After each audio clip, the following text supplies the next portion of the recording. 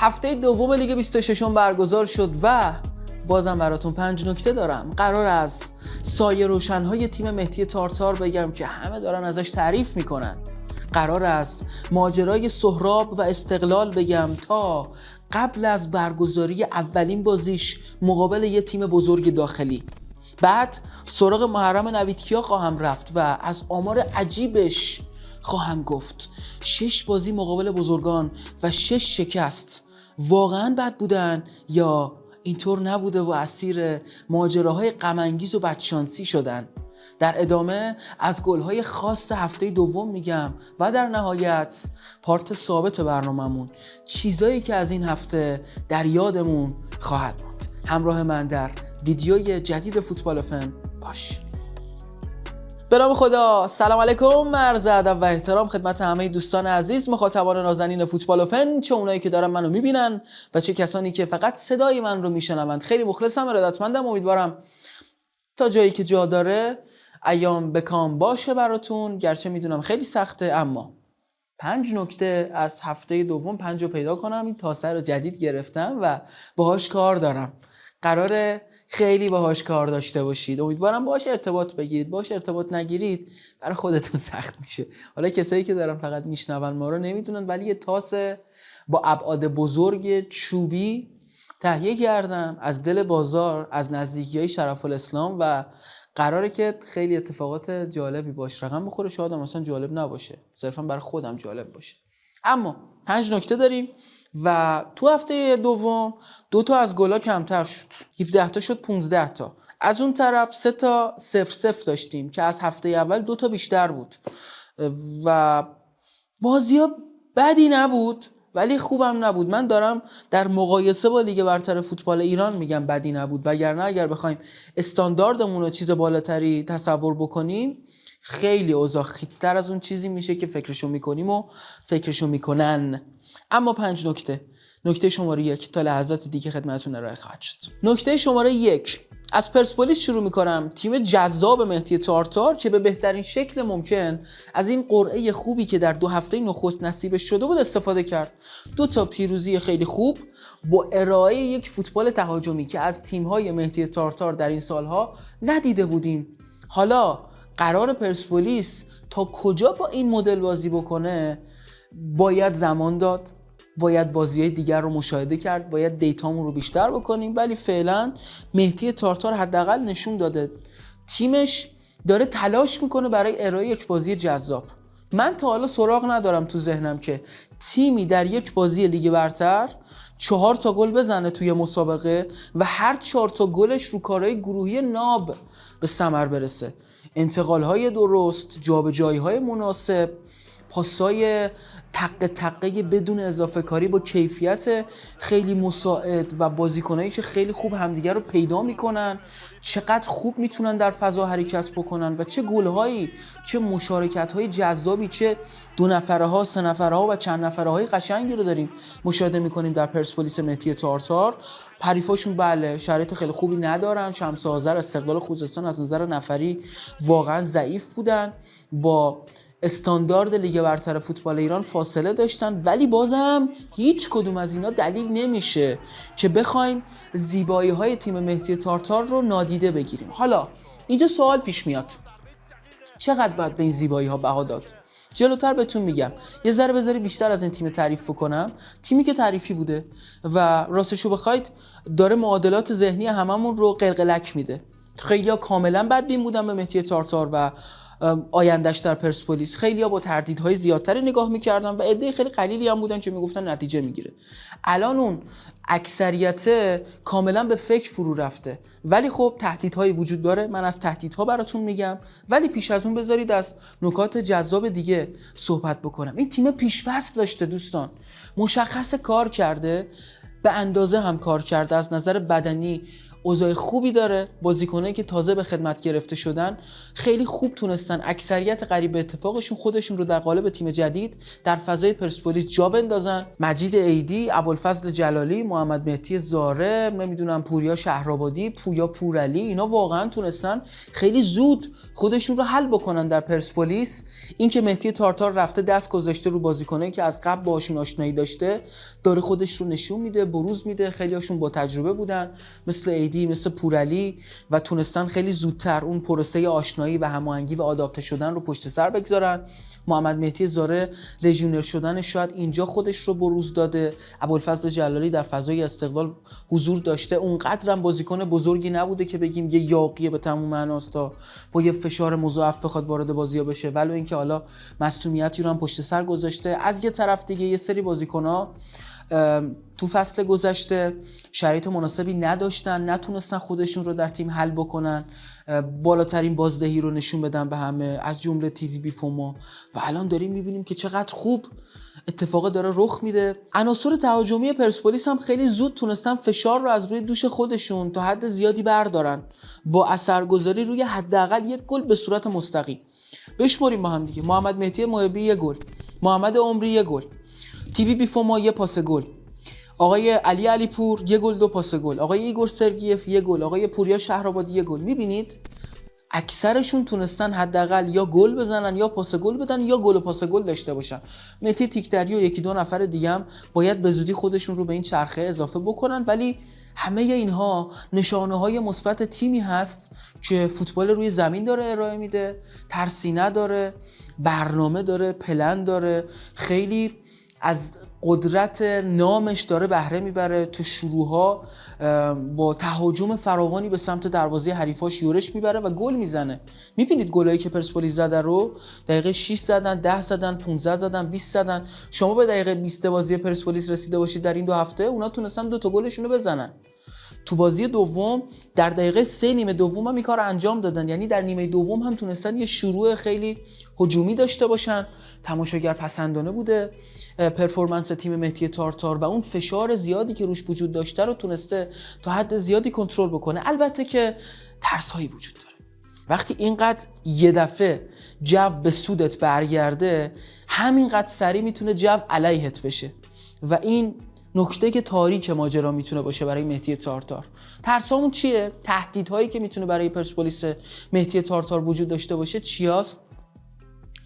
اول از حریفاش باید شروع کنیم. کیفیت رقبا. استقلال خوزستان و شمس آذر تیم‌هایی نبودن که بتونن پرسپولیس رو با چالش جدی روبرو بکنن. از طرفی گل‌های زودهنگامی که پرسپولیس زده کاری کرده تا حریفاش از اون قالب تدافعی و واکنشگرایانه محض خارج بشن، فضا بدن. میبینیم فضاهای خالی رو که چقدر زود پیدا میشه، هویدا میشه و پرسپولیسی‌ها میتونن رخنه کنن، گلاشونو بزنن، موقعیت خلق بکنن.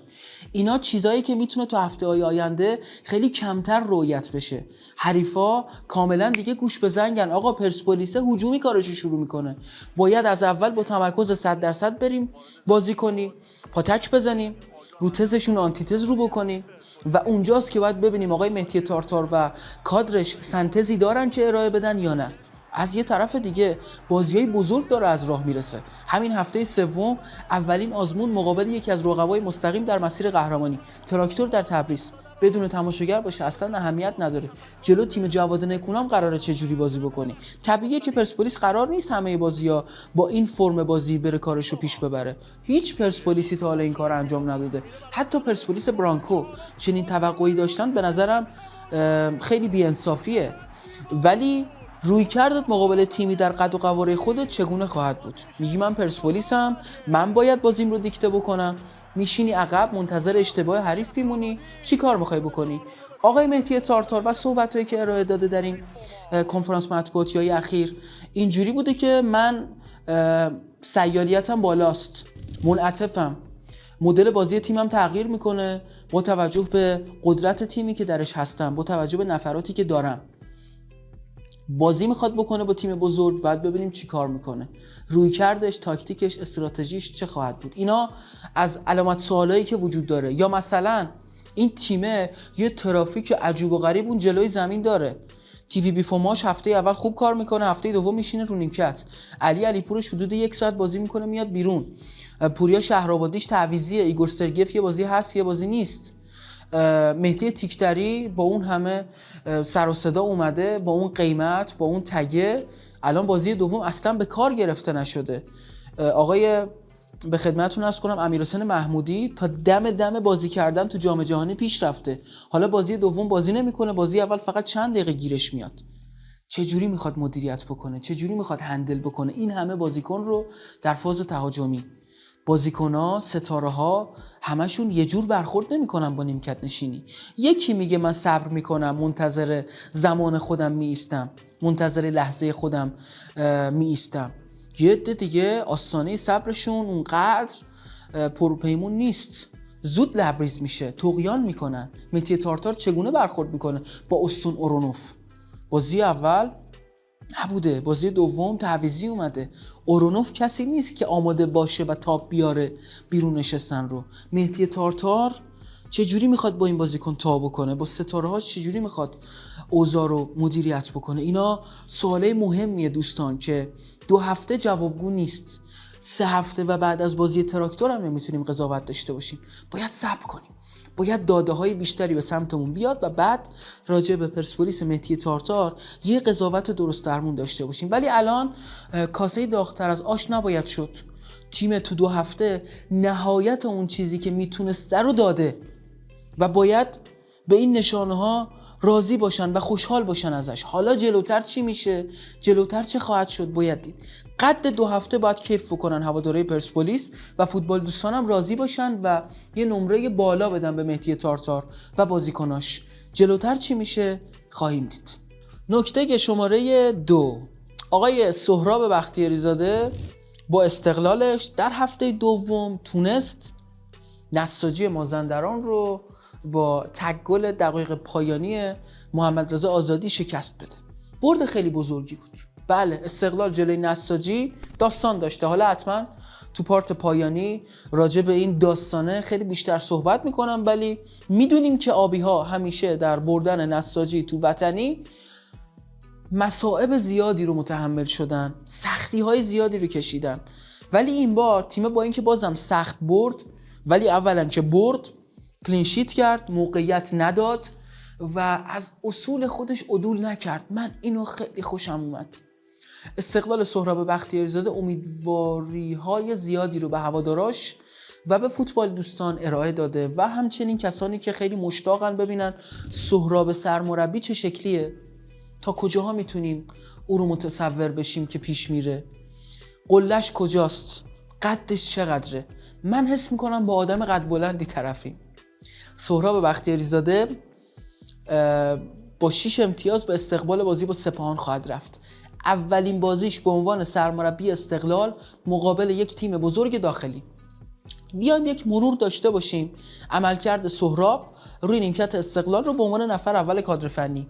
تا الان 11 بازی در 3 مقطع و 8 بازی اخیر بدون باخت و 5 بازی گذشته 100% برد.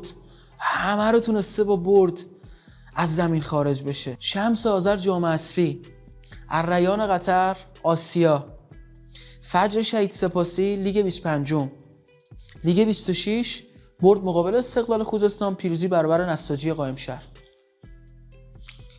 تو 4 بازی گذشتهش فقط 1 گل خورده استقلال با سهراب، فصل پیش از فجر سپاسی مهدی شریفی. این فصل هم که تیمش 2 بازی 2 کلینشیت کمترین موقعیت ممکن رو داده. به استقلال خوزستانه میتونیم این خورده رو بگیریم که تیم کیفیت بالایی نداشته. راجب نساجی نمیتونیم اونقدر حرف بزنیم. بله، 2 تیمی که به استقلال تهران باختن الان تنها تیم‌های بدون امتیاز لیگ 26 هستن، ولی نساجی تیم دست و پا بسته نیست. تیمی نیست که اینجوری بیاد بشینه به شما ببازه. هر جفت باختاش یه مدل خاصی بوده، یکیچ بوده. حالا راجع به اون مدل خواستم حرف میزنم وقتی که رسیدیم به نساجی مجتبی حسینی. ولی بردن نساجی کار ساده ای نیست واقعا. و تیم تونسته این کارو با شایستگی انجام بده. استقلال مقابل نساجی در هر دو نیمه موقعیت خلق کرده. علیرضا جعفرپور شب خوبی داشته که گل نخورده. صالح هردانی شوت میزنه، علیرضا کوشکی موقعیت داره، فرصت میسازه برای قلیزاده. رو کرنرها چقدر تیم برنامه‌ریزی داره. حتی وقتی که دقیقه 80 گذشته تیم احتمالاً باید وارد بازی احساسی بشه، احساسی نمیشه. علیرغم سن و سال کمی که دارن، رو تاکتیکاشون پافشاری میکنن، کرنر کوتاه میزنن، برنامه‌ریزی شده و به گل میرسن. تعویضای درست و مناسبی بوده. حضور روزبه چشمی حضور درستیه. محمدرضا آزادی جواب میده که تقریبا فرستاچش میشه گل.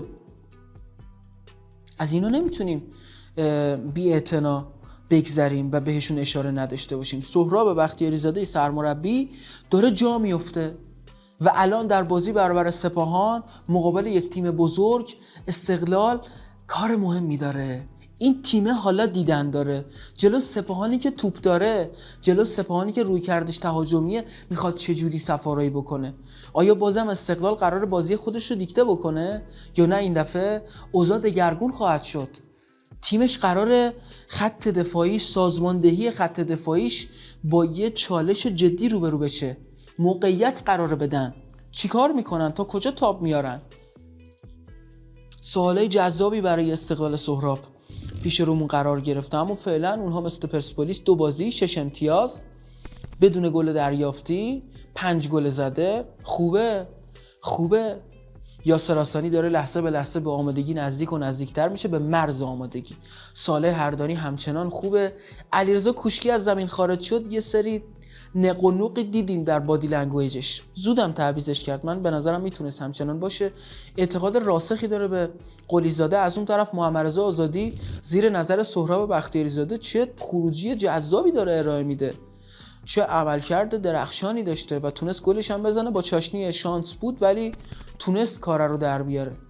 آره، استقلال سهراب بختیاری‌زاده بوهای خوبی میده و به نظرم باید بهش امیدوار بود. و از اون مهمتر راجع به این پارتی میخواستم راجع به خود سهراب و کرکترش حرف بزنم. باحاله، مثبت بوده، کنار زمین اکتیوه، اونقدر داد و بیداد عجیب غریب نداره، خیلی برونگرایانه خیلی جاها رفتار میکنه، تیمش گل میزنه، چهره جذابی رو ازش میبینیم و خوشمان آمد. اینم سهراب و استقلالش. بازی 12مشون مقابل سپاهان محرم نویدکیاست. یه سپاهان زخم خورده که میخواد ببره تا نشون بده باید تو این فصل جدی گرفته بشه. از سپاهان براتون خواهم گفت. نکته شماره 3، سپاهان محرم نویدکیا. مهمترین بازی هفته بین تیم‌های سپاهان و تراکتور به انجام رسید. بازی رو دیدید؟ نظرتون؟ من اگه بخوام میگم ناعدالتی بزرگ هفته بود، چیزی که در ورزشگاه نقش جهان رخ داد. و کیه که ندونه فوتبال بارها در طول این سالها، در طول تاریخ، ناعدالتی رو به معنای واقعی کلمه به ما نشون داده. این هم یکیش.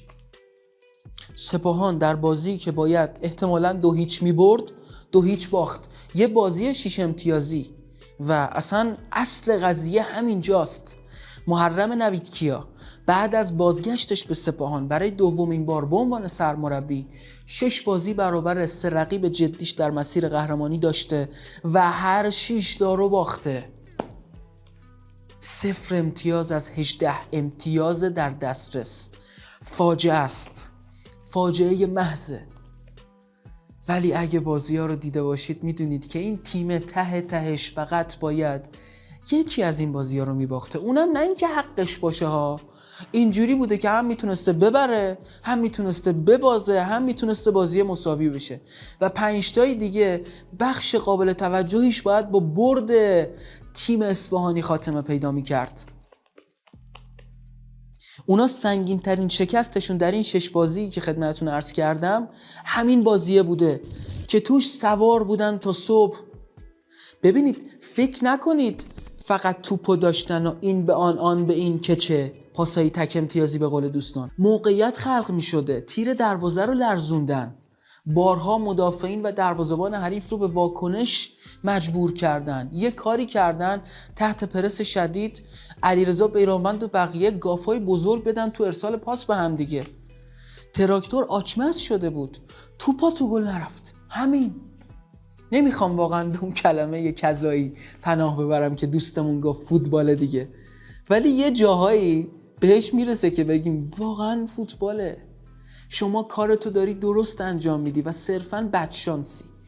از یه طرف وقتی این بدشانسیه 1 2 تا 3 تا میرسه به 6 تا، دیگه نمیتونیم فقط بگیم بدشانسی. آره تیم بد اقباله، تیم واسش تاسه نچرخیده، ولی یه چیزایی هم هست که فراتر از شانسه. به قول کیروش میگفت شانس در خونه کسایی رو میزنه که خوب کارشون رو انجام داده باشن. همیشه درست نیست ولی گاهی اوقات درسته.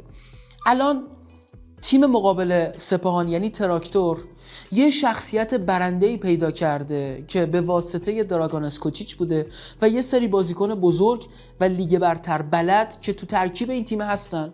این تیم میتونه توی یه شب خیلی بدش، توی یه شب خیلی پرباگش ببره، از حداقل موقعیت‌ها به حد اکثر بهره‌وری برسه. امیرحسین حسین‌زاده رو نگاه کنید، شجاع خلیل‌زاده رو تو قلب خط دفاعی مشاهده کنید. آره به همین سادگی. و سپاهانه تو یه سری جاهایی واکنش‌های نادرست از خودش بروز میده. فصل قبل دیدیم این شخصیت داشت شکل میگرفت که لیگ و اون مسابقات پوکید، اصلا پاشید. این فصل دوباره این تیم باید شخصیت برای خودش جمع و جور بکنه، به دست بیاره، بعد خودش رو اثبات کنه، اول به خودش، بعد به هوادارش، بعد به اهالی فوتبال. هنوز نتونسته محرم نویدکیا با تیم این فصلش هم این کار رو انجام بده. اگه میتونستن باید از موقعیتاشون گل میساختن. باید مهدی لیموچی قدر اون اشتباهات حریف رو بدونه. باید محمد مهدی لطفی توپاشو گل بکنه. باید احسان حاج صفی بهتر به تیمش کمک بکنه به عنوان یک بازیکن بزرگ. پکیج تیم نتونست از اشتباهات حریفش بهره ببره. تیم حریف این کار رو انجام داد. ست حسین حسینی اون اشتباه مهلک رو انجام میده و اونجاست که منتقداش دوباره بیدار میشن، دوباره قد علم میکنن و میگن دیدید حسینی رو مشاهده کردید تو بازی‌های بزرگ اینجوریه. چیزی که دارن میگن خیلی مسخره است، ولی اینجا میان و این کار رو انجام میدن و حسین حسینی مقصره. اشتباه بزرگی داره. بله تیمت کل بازی دستشه، سرد شدی، سرد نشو. تو دروازه‌بان یه تیم بزرگی و میدونی که ممکنه در یک بازی 80 دقیقه بیکار باشی، باید سرپنجه باشی. میگه چی؟ میگه توپه مدلی بود، جدید بود. حالا میرسم، حتما در پارت پایانی نگاه کنید، حرف دارم راجع به این قضیه. اشتباه فردی، تیم حریفم تراکتوره، شخصیت برنده داره، استفاده میکنه. تو هم میتونی از اشتباهات حریف بهره ببر. کاری که تو نتونستی بکنی تیم حریف انجام داد. ولی دوستان عزیز، مدل فوتبال تیم محرم نویدکیا لایق این نتایج نیست. باید این بازی رو میبردن. خوب کارشون انجام دادن، فوتبال ارائه شده. تو یه سری جزئیات تیم براش نچرخیده قضیه.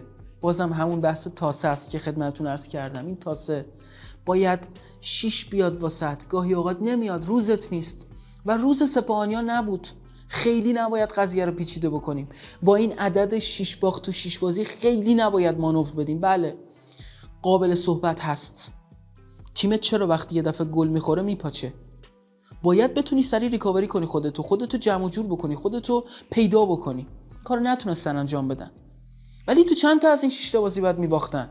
جلو پرسپولیس فصل گذشته تیم وحید هاشمیان، آیا سپاهان بعد اون بازی رو میباخت؟ باید میبرد. انتا موقعیت داشتن. بازی برگشتش تازه بازی بود که سوسو بود. نیمه اول قبل از برف تیم سواره، یه دفعه برف شده و خب تیم حریف تونسته از اون فضای جوی استفاده کنه، درخشش ازبک‌ها و برد. بازی با استقلال دقت کنید، جفت تیم‌ها تو شرایط برد هستن، همه آمادن واسه مساوی، همه راضیان. یه دفعه یه توپ به شکلی عجیب و غریب افتاده جلو قلیزاده و گل دقیقه 93 جلو تراکتور.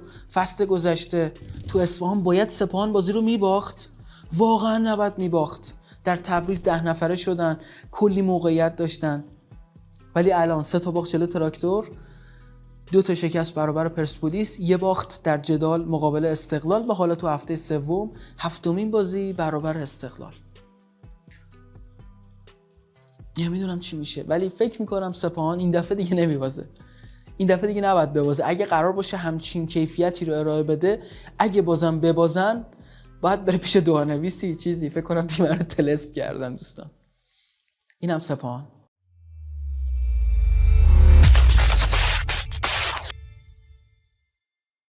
نکته شماره 4، گل‌های خاص، گلزنای خاص در هفته دوم که تعدادشون قابل توجه بود و جوری بود که شد خودش یه نکته. از محمد رضا آزادی شروع بکنم دوستان عزیز، مهاجمی که خیلی انتقاد بهش وارد بود و بعد از 507 روز تونست برای استقلال گل بزنه، در حالی که گویا داره بچه دارم میشه. امیدواریم که به بهترین شکل همه چیز پیش بره، فرزندش به دنیا بیاد و محمد رضا آزادی که در آستانه پدر شدن یه گل 3 امتیازی رو در قامت یک مهره تعویضی به ثمر رسون مقابل یکی از تیم‌های سابقش نساجی مازندران.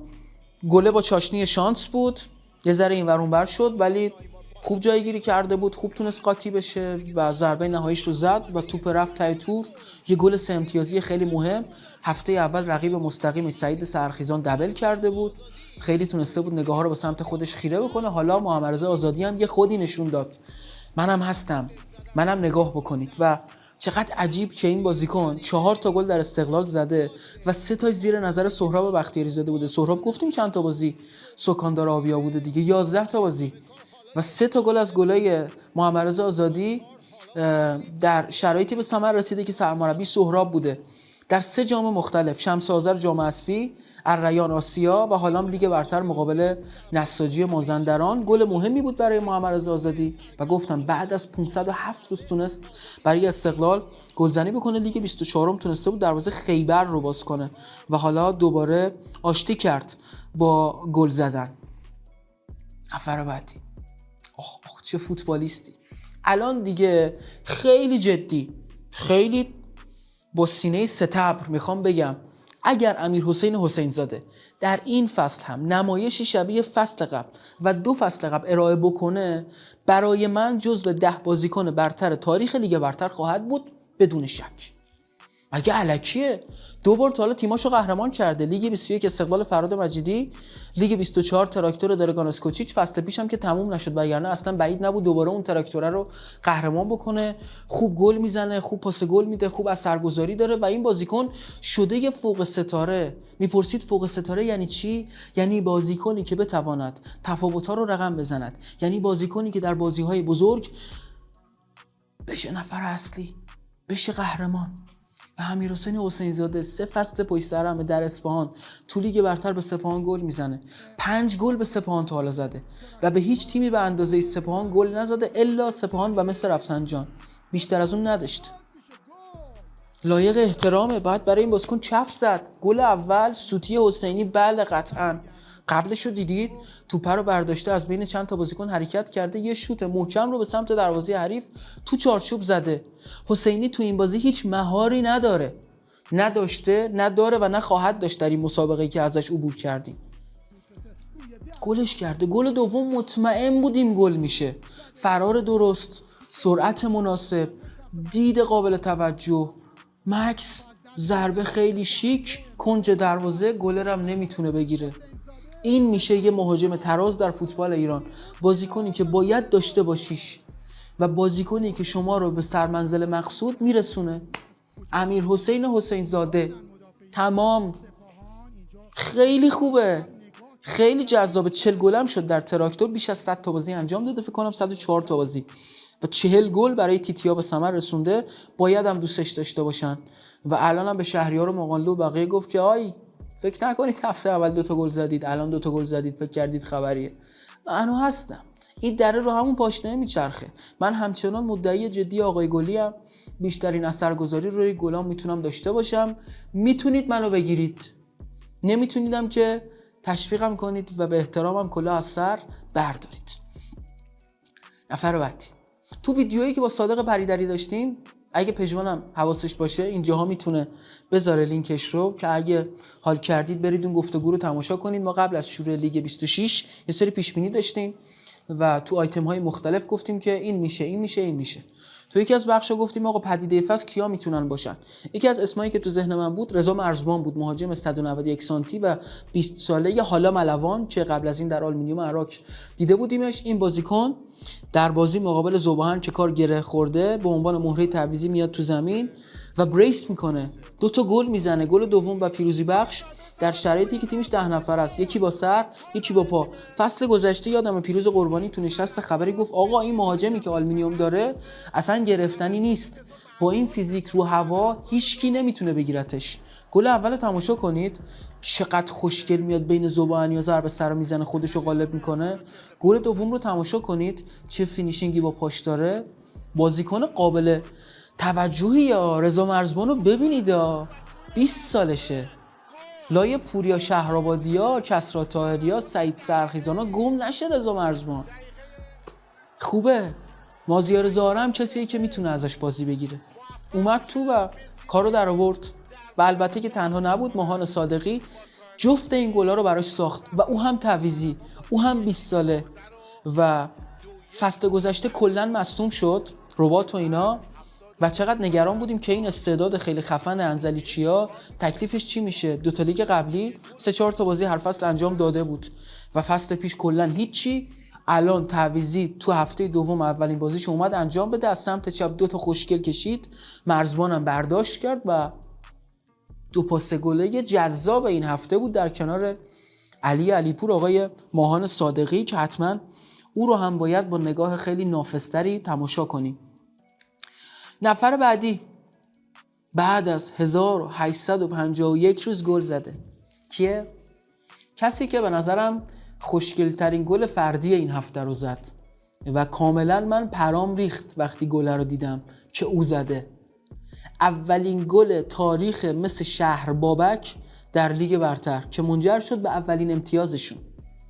زبیر نیکنفس ملقب به زبو که من فکر میکنم دیگه چیز قابل توجهی برای ارائه نداره در تیم‌های درجه 1 و درجه 2، ولی برای تیمی مثل شهر بابک خوبه و خوبیش رو دیدیم. چه گلی زد بعد از 1851 روز، آخرین گلش هفته 29 لیگ 20، لباس فولادو میپوشیده مقابل صنعت نفت پنالتی زده تو جریان بازی هفته 15 به شهر خودرو. بعدش دیگه گل نزد. شما فکر کنین بازیکن این همه سال در استقلال بود یه گل تو بازی رسمی در لیگ برتر براشون نزد و حالا با چه گلی خودش کوتاه بازی رو شروع کرد، یه دفعه از اون گوشه از کنار قاسم شهبا استارت زد، اوورد 1-2 نفر رو رد کرد، مارپیچی حرکت کرد با پای راست غیر قابل مهار. فیزیک دیناروند هم جوری نبود که بگیم چون قدش زیاد بلند نبود به توپ نرسید، نزدیکتر میشد ولی نمیتونست بگیره. خیلی خوب زد، ناگهانی هم زد و نشست. 6 پاسش اومد. گل خیلی قشنگی بود. جزو گلای خوشگل لیگمون خواهد بود. گل فوق‌العاده زبیر نیکنفس. میلاد سورگی مورد جالب داره. گل شمس آذر به فولاد رو زد. یه اولینی داره که حالا به اون اولینه میرسم، اینجا خرجش نمی‌کنم، در پارت پایانی بهتون خواهم گفت. اما این بازیکن فصل گذشته در لیگ 25 با پیراهن یشمی پوشان یه گل میزنه، هفته دوم دقیقه 90 چندم به چادر ملو، همون بازی 4-4 دیگه گل نزد. گذشت تا رسیدیم به هفته دوم لیگ 26. از هفته دوم تا هفته دوم این بارم دقایق پایانی 80 خورده‌ای پنالتیش رو زد، گل نشد، برگشتش رو گل کرد با پیگیری درست و البته نمیدونم چرا لک پیگیری نکرد. اگر ادامه میداد چون وسطم زد میلاد سورگی، بعید نبود با اون فیزیک مناسبش حامد لک بتونه توپ رو بگیره، یه دبل سیو به یاد موندنی رو به منصه ظهور بگذاره، ولی ادامه نداد. حس میکنم چون پشت بندش هم اومدیم برای کولینگ بریک، آقای ننکا مربی گلرای فولاد داشت شماتت میکرد حامد رو، یا داشت یه قره ریزی سرش میزد، نمیدونم سر این صحنه بود یا برای ماجرای دیگری داشتن با هم دیگه حرف میزدن، برداشت شخصی منه. ولی در نهایت چیزی که مهمه اینه آقای میلاد سورگی عاشق گل زدن تو هفته دومه. حالا باید دید بازم مثل لیگ 25 قرار لیگ 26 رو هم با همین یه گل تموم بکنه یا خیر. تموم نکنیم. ما میخوام اینجا داشته باشمتون چون یه گلزن دیگه هم برام خیلی خاص بود، آقای بهنام تیموریان.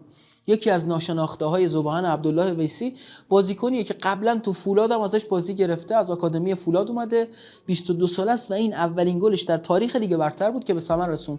فصل پیشم خیلی خیلی کم آقای قاسم حدادی‌فر ازش بهره برد، ولی الان تونست رو پاس داوود نوشی سوفیانی گلرشون گل بزنه. یعنی پاس گل دهندم اینجا خیلی خاصه، یه دروازه‌بان در لیگ 26 پاس گل داده و بهنام تیموریان در حالی که 3 مدافع ملوان داشتن نگاش میکردن، اسکورتش میکردن، توپ از بالا سر فرزاد طیبی پور فرستاد به ته تور.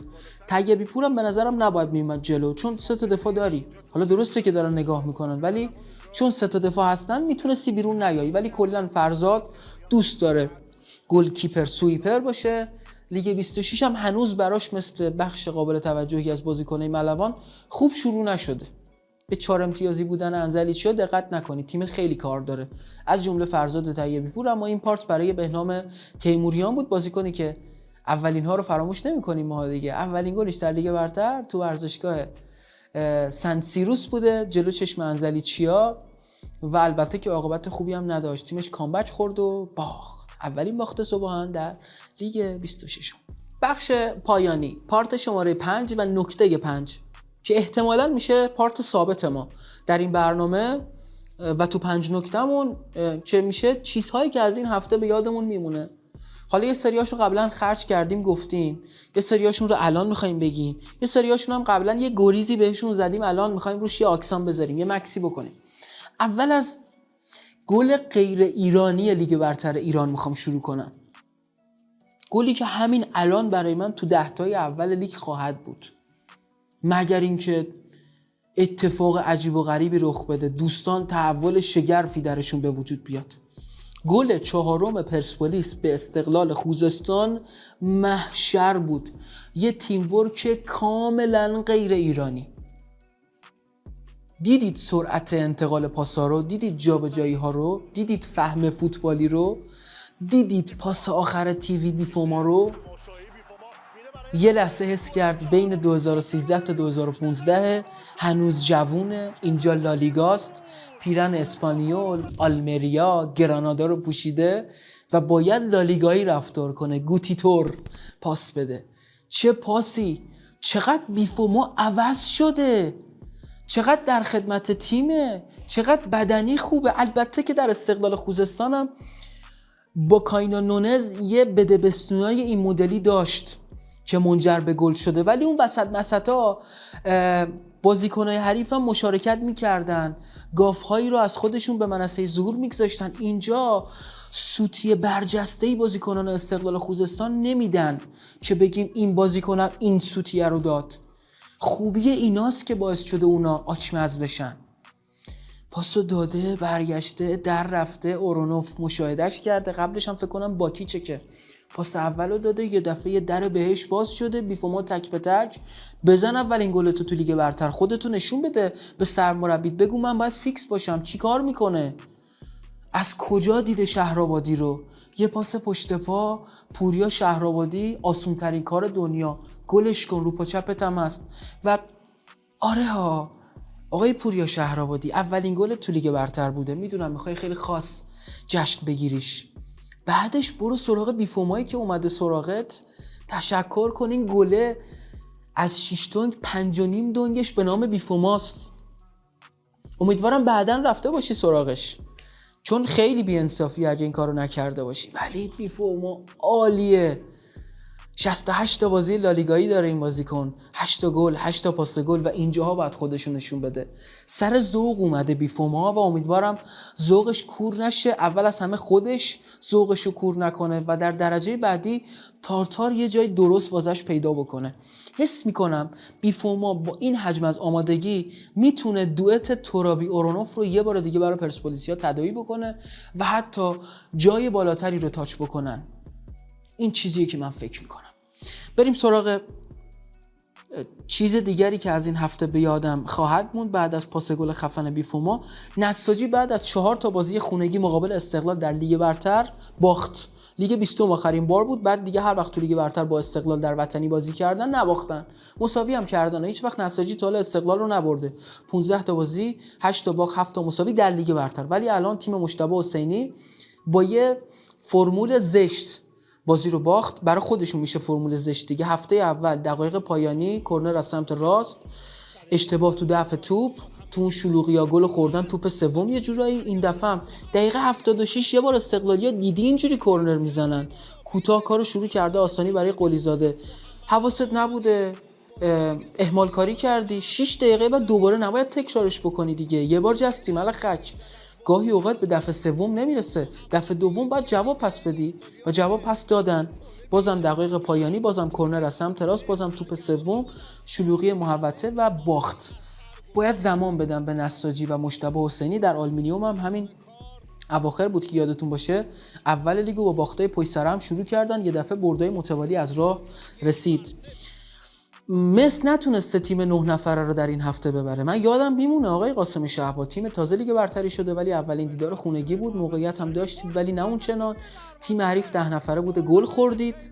این برام خیلی عجیبه. خود ملوان هم همینطور. آقای عبدالله ویسی شما به تیمی باختی بازی رو و کامبک خوردی که وقتی مسابقه 1-1 بود 10 نفره بود.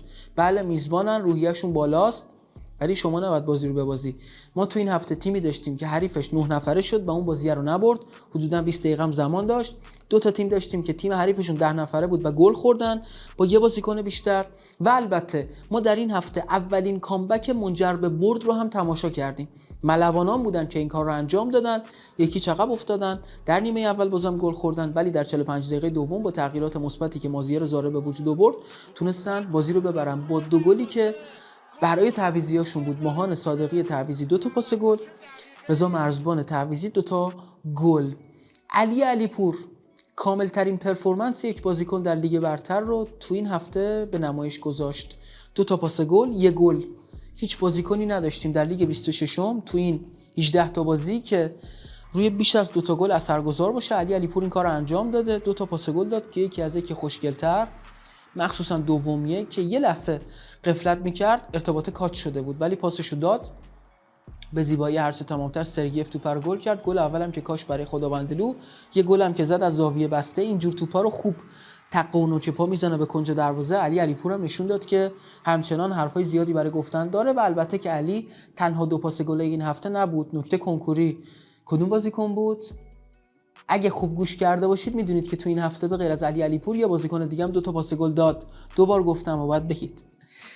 اشتباه کشنده ی هفته برای سید حسین حسینی بود. من یادم نمیره آقای حسینی، شما که این همه بدخواه بالقوه داری باید آمادگی خودت رو به رخ بکشی. هفته اولت خوب بوده، هفته دوم باید خوب کار میکردی. بهانه نیار، توپ جدیده هنوز باش عادت نکردیم. خودت هم گفتی یا وسط حرفت حالا اینجور چیزا تقطیع میشه، گفتی که نمیخوام بهانه بیارم، اشتباه کردم، عذرخواهی میکنم از هوادارا، کادر فنی و فلان و اینا، جبران میکنم. ولی اونجا گفتی توپای لیگ برتری. من یادم میاد مهدی رحمتی چند سال پیش تو بازی استقلال سپاهان که 4-3 شد، یکی از بهترین بازی‌های تاریخ لیگ برتر، توپ رو اومد مش کنه، برعکس مش کرد، افتاد رو خط. آرش بارانی اومد گلش کنه، گلش نکرد. عنایتی بازیکن سپاهان گل به خودیش کرد، یکی از سورئال ترین گلای تاریخ لیگ برتر. بعد مهدی رحمتی اومده توی میکسون به بهادر امیری میگه نور خورد تو چشم نتونستم مش کنم. اشتباه کردی بگو معذرت میخوام.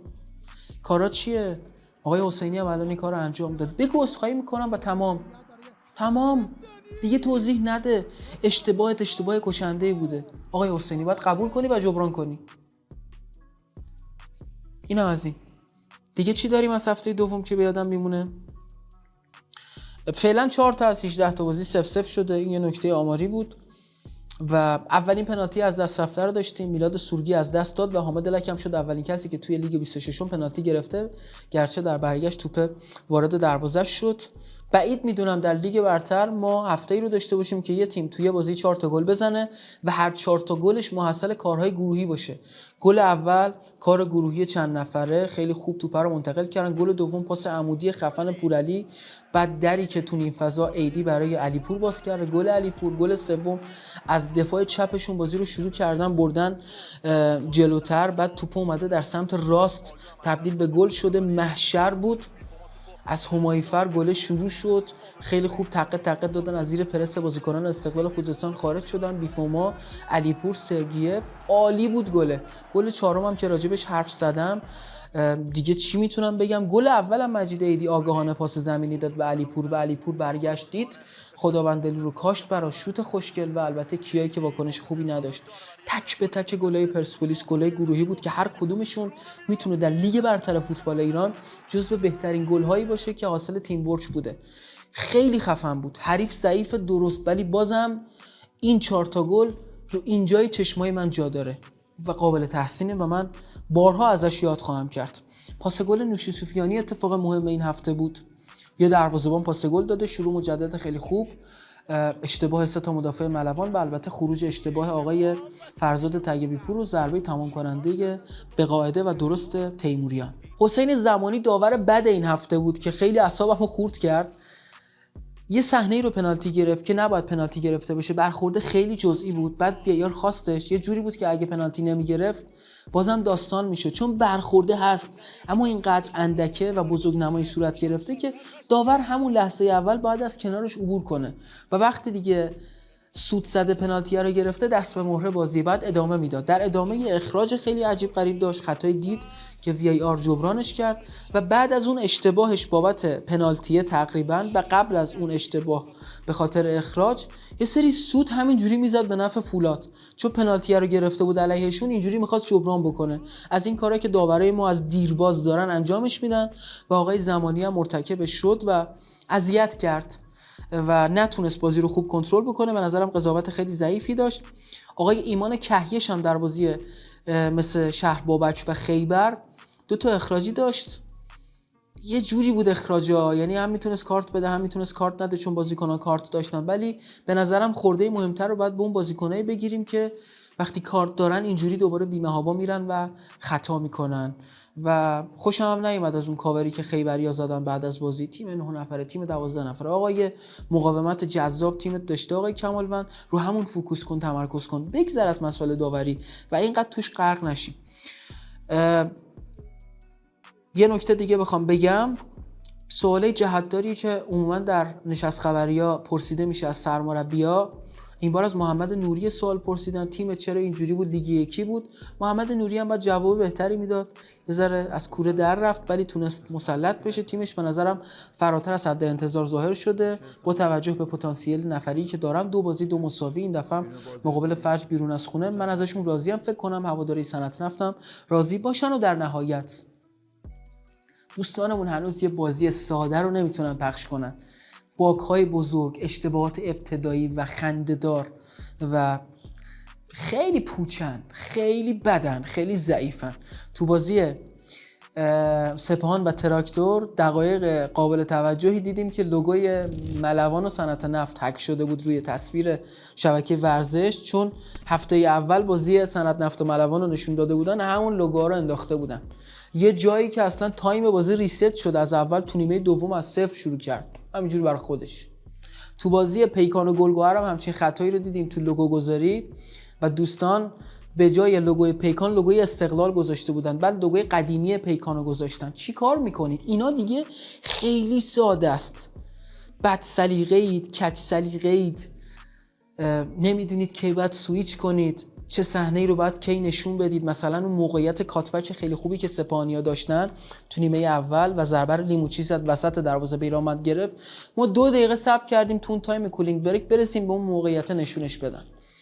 از این چیزا، از این بی‌سلیقگی‌ها خیلی زیاد می‌بینیم، ولی دیگه اینا واقعا نوبره. یه لوگو، یه تایم، خیلی از بازی‌ها تایم نداره. نیمه دوم دوباره ریست میشه، از دقیقه 1 شروع می‌کنید. آقا ادامه بده دیگه، دقیقه 50، دقیقه 60، دقیقه 70. یعنی چی نیمه دوم دقیقه 75 من دوباره دارم دقیقه 30 می‌بینم؟ نکنید این کار، واقعا ساده است. خیلی خیلی ساده است. چقدر نتونید. همین، خیلی چیزای دیگه هم میتونست باشه ولی خب دیگه هفته دوم رو تمومش بکنیم. خیلی ممنونم که همراه من بودید در 5 نکته هفته دوم. اگر چیزی مونده که نگفتم بگید، اگر چیزی گفتم که شما نظر مخالفش رو دارید حتما با همون به اشتراک بگذارید. سعی میکنیم تا جایی که بشه یه پکیج کامل از لیگ برتر فوتبال ایران خدمتتون ارائه بکنیم برای همه کسایی که لیگ برتر ایران رو دنبال میکنن، چه دوستش داشته باشن چه نداشته باشن و حس میکنن که لیگ برتر کشورشون رو باید دنبال کنن. از دکور اونم برام بگید. هی داریم خورد خورد یه تغییرات ایجاد میکنیم. این تاسه رو نبینید، این تاسه خیلی کوچیکه توش، این تاسه بزرگ خیلی توش کوچیکه. الان اینجا یه اتفاقاتی رخ داده، نمیدونم تا الان متوجه شدید یا نه. اگه متوجه شده باشید شما مخاطب خوب منید. این ورم ما یه قفسه‌ای رو داریم تعبیه میکنیم که البته تعبیهش کردیم، کم کم پرش میکنیم، کتاب گذاشتیم، توپ پنچر گذاشتیم، دوربین گذاشتیم، چیزای جالب توجهیه. ببینید اگرم دارید پادکست رو میشنوید یه سر به یوتیوب بزنید، این رو هم نگاه بکنید، نظرتون رو بگید. اگر ایده‌ای دارید، چیز باحالی به ذهنتون میرسه، اکسسوری خاصی مد نظرتون هست، بهمون پیشنهاد بدید تا جایی که بشه و بتونیم میگنجونیم. خیلی مخلصم. خدا نگهدار.